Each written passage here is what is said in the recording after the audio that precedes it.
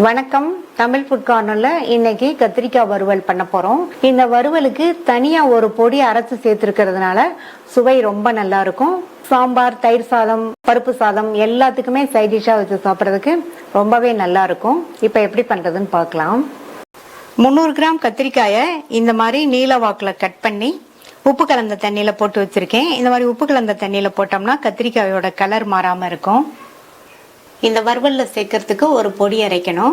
அதுக்கு இந்த வெறுங்கடாயில 1 டீஸ்பூன் கடலைப்பருப்பை சேர்த்துட்டு இந்த கடலைப்பருப்பை லைட்டா 1 நிமிஷத்துக்கு வறுத்துக்கலாம். கடலைப்பருப்பு இந்த மாதிரி லைட்டா வறுபட்டதுக்கு அப்புறமா அது கூட 1/2 டீஸ்பூன் கடுகு, 1/2 டீஸ்பூன் மல்லி விதை சேர்த்துக்கங்க. 1/2 டீஸ்பூன் சீரகமும் சேர்த்து எல்லாத்தையும் நல்லா வாசனை வர வரையும் வறுத்துக்கலாம். எல்லாமே வறுபட்டு வாசனை வந்துருச்சு.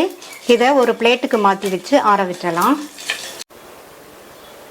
ஆறுனதுக்கு அப்புறமா ஒரு ஈரம் இல்லாத மிக்ஸி ஜாரில் சேர்த்து இதை பவுடராக அரைச்சிக்கலாம்.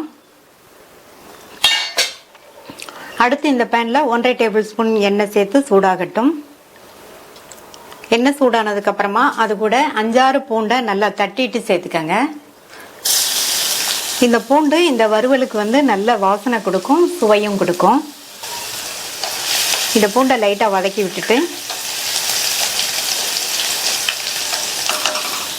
நம்ம தண்ணியில் கட் பண்ணி போட்ட கத்திரிக்காயை தண்ணியை கம்ப்ளீட்டாக வடிச்சிட்டு சேர்த்துக்கலாம்.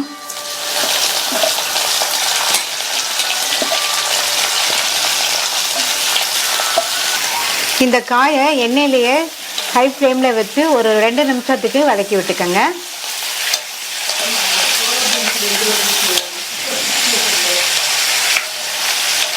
இப்போ 2 நிமிஷம் ஆச்சு. இது கூட 1/2 டீஸ்பூன் மஞ்சள் தூள், இந்த காய்க்கு தேவையான அளவு உப்பு. காய் இப்போ பார்க்கும்போது அதிகமாக இருக்கிற மாதிரி தெரியும். இது நல்லா வதங்கி வந்ததுக்கு அப்புறமா அளவு நல்லா குறைஞ்சி வந்துடும். அதனால உப்பை பார்த்து சேர்த்துக்கங்க. நல்லா மறுபடியும் ஒன்று போல் பரட்டி விட்டுட்டு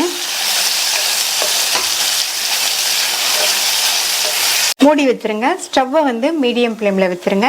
காய் நல்லா சாஃப்டாக வெந்து வரட்டும்.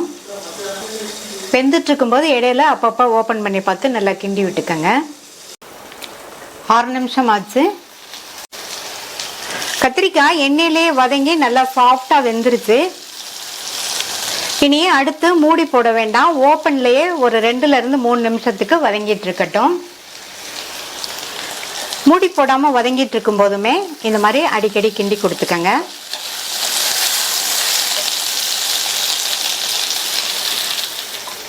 இப்போ 2 நிமிஷம் ஆச்சு. கத்திரிக்காய் இன்னுமே நல்லா சுருள வதங்கியிருக்கு. அடுத்து நம்ம வறுத்து பவுடர் பண்ண அந்த பவுடரை சேர்த்துக்கலாம். பொடியை சேர்த்தாச்சு. அடுத்து இது கூட தனி மிளகாத்தூள் சேர்த்துக்கலாம். 1/2 டீஸ்பூன் தனி மிளகாத்தூள் சேர்த்துருக்கேன். நீங்கள் உங்களுடைய காரத்துக்கு தகுந்தபடி சேர்த்துக்கங்க. ஸ்டார்டிங்கில் கத்திரிக்காய் வதங்கும் போது கொஞ்சம் உப்பு சேர்த்தோம். இப்போ இந்த சேர்த்த பொடிக்கு தேவையான அளவு உப்பு சேர்த்துட்டு நல்லா ஒரு தடவை கலந்து விட்டுருங்க. மெதுவாக கலந்து கொடுக்கணும்.